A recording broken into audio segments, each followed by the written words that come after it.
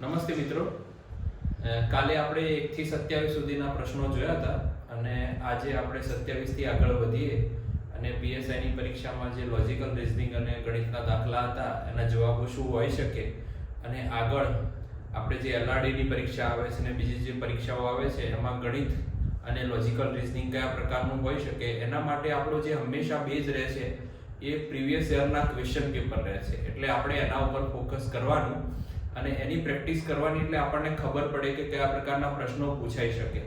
તો આપણે જોઈએ આગળ. જો સાદા વ્યાજનો દાખલો છે અહીંયા.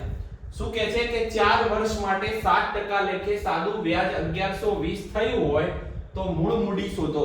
આપણને બધાને ખબર છે કે ઇન્ટરેસ્ટ બરાબર P એટલે પ્રિન્સિપલ, રેટ ઓફ ઇન્ટરેસ્ટ વર્ષ અને ભાગ્યા 100. હવે તમને ખબર છે કે R બરાબર 7 છે, બરાબર છે, I બરાબર 1120 છે, બરાબર છે, અને N બરાબર 4 છે. હવે આ બધું મૂકી અને આપણે P શોધવાનો છે. તો આપણે 1120 મૂકીએ, આ બાજુ P નો P રાખીએ, 4 ગુણ્યા 7 ભાગ્યા 100. બરાબર છે. તો આ બાજુ ગુણાઈ જશે તો શું થશે? આ જુઓ 25 ચોગા, બરાબર, તો 25 ચોગા 100, તો 1120 ગુણ્યા 25 ભાગ્યા 7 બરાબર P. તો હવે તમે 1120 ભાગ્યા 7 કરો તો કેટલા આવે? 7 એકા 7, તો 4 20 અને 60 બરાબર 420. તો શું આવશે? 160 ગુણ્યા 25 બરાબર P. માટે P બરાબર કેટલું આવશે? 3200 વત્તા 800. તો જવાબ આવશે 4000 રૂપિયા. જો હવે ચક્રવૃદ્ધિ વ્યાજનો દાખલો આવ્યો, કેટલો સરળ છે જુઓ. 10000 રૂપિયા ઉપર 2 વર્ષનું 10% લેખે ચક્રવૃદ્ધિ વ્યાજ કેટલું થાય? આના માટે એક સરળ છે. જુઓ સૂત્ર કેટલું છે?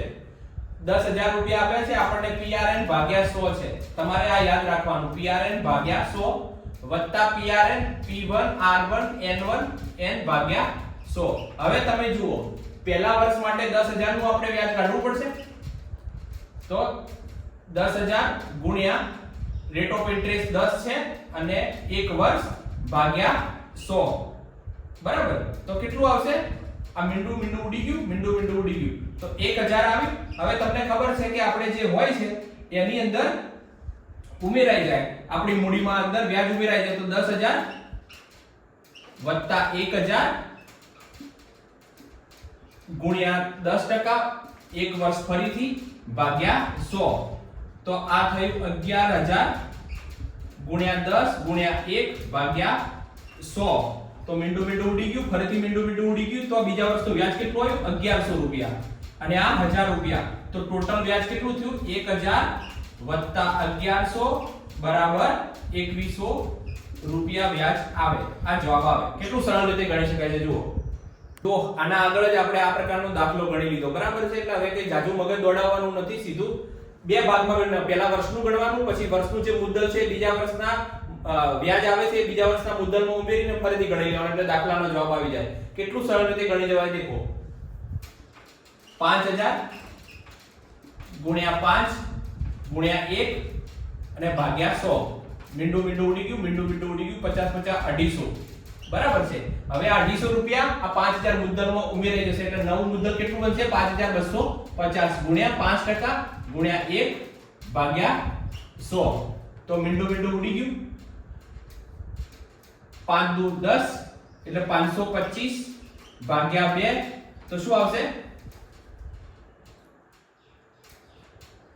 262.5 રૂપિયા, બરાબર.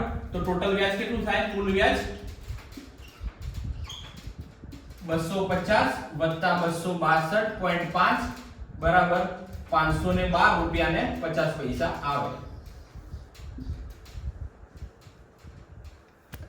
જો અહીંયા લોજિકલ રીઝનિંગ નો દાખલો આપ્યો છે. શું છે?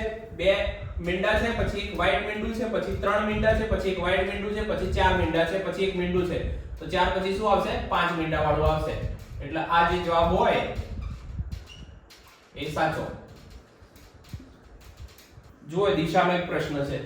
એક વ્યક્તિ ઉત્તરમાં ચહેરો રાખીને ઊભો છે, તે 45 ડિગ્રી જમણી તરફ ફરે છે, પછી 180 ડિગ્રી ડાબી તરફ ફરે છે અને ત્યારબાદ 90 ડિગ્રી જમણી તરફ ફરે છે. તો હવે તેનો ચહેરો કઈ દિશામાં હશે? તો આના માટે મેં તમને સમજાયેલું છે કે પહેલા આપણે ડાયરેક્શન લખી દેવાની, NS અને ઈસ્ટ અને વેસ્ટ, બરાબર ને? પૂર્વ અને પશ્ચિમ. શું કીધું છે કે ઉત્તરમાં મોઢું રાખીને ઊભો છે, ઉત્તરમાં મોઢું રાખીને ઊભો છે, એના પછી જમણી તરફ 45 ડિગ્રી ફરે છે, પછી શું કરે છે 180 ડિગ્રી. એટલે આ કેટલો થશે? આ 45, આ 90 એટલે 135 અને 135 ને બીજું 45 તો આ 180 ડિગ્રી થશે. એટલે આ દિશામાં મોઢું આવે છે, બરાબર છે? આ દિશામાં મોઢું આવે છે. પછી શું કહે છે કે 90 ડિગ્રી જમણી બાજુ વળે છે. પહેલા ડાબી તરફ વળ્યો, હવે જમણી બાજુ, એટલે પાછો આમ જાય છે. એટલે 45 ડિગ્રી આ અને 45 ડિગ્રી આ, એટલે આ દિશામાં એનું મોઢું આવે. તો આ કયું કહેવાય? નોર્થ ઈસ્ટ, બરાબર? એટલે ઉત્તર પૂર્વીય જવાબ આવે. જો લોજિકલ રીઝનિંગ નો એક ફરીથી દાખલો આવે. દાખલો શું કહે છે કે જો AB બરાબર 4 હોય, BC બરાબર 8 હોય, CD બરાબર 16 હોય તો DE બરાબર શું થાય? આમાં કશું કરવાનું નથી. જુઓ 4 થી 8, 8 થી 16, તો 16 થી 32, જે 32 આવે જવાબ સાચો. જુઓ મિત્રો, એક દાખલો છે, ફરીથી લોજિકલ રીઝનિંગ નો દાખલો છે. આપણે ઇમેજિન કરવાનું છે. શું કીધું છે? એક ચોરસ કાગળને વચ્ચેથી વાળીએ. આપણે પહેલા ચોરસ કાગળ દોરી દઈએ, બરાબર? ચોરસ કાગળને વચ્ચેથી વાળીએ, એટલે વચ્ચેથી વાળશું એટલે આ થઈ જશે. પછી ફરીથી એક વખત વાળીએ એટલે આમ વાળી દઈએ એટલે આ થઈ ગયા, બરાબર છે?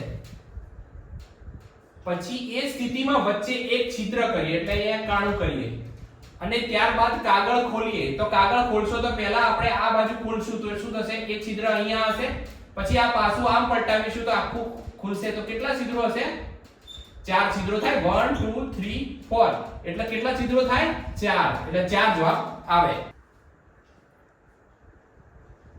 જો મિત્રો એક દાખલો આપ્યો છે, અંડરરૂટ 16 અને અંડરરૂટ 36 બરાબર શું થાય? તો તમને ખબર છે કે અંડરરૂટ 16 એ 4 નો 4 આવે અને 36 નું વર્ગમૂળ 6 આવે. તો કેટલા થાય? 4 ને 6 10 જવાબ આવે. બોલો, આવા દાખલા પૂછાય છે.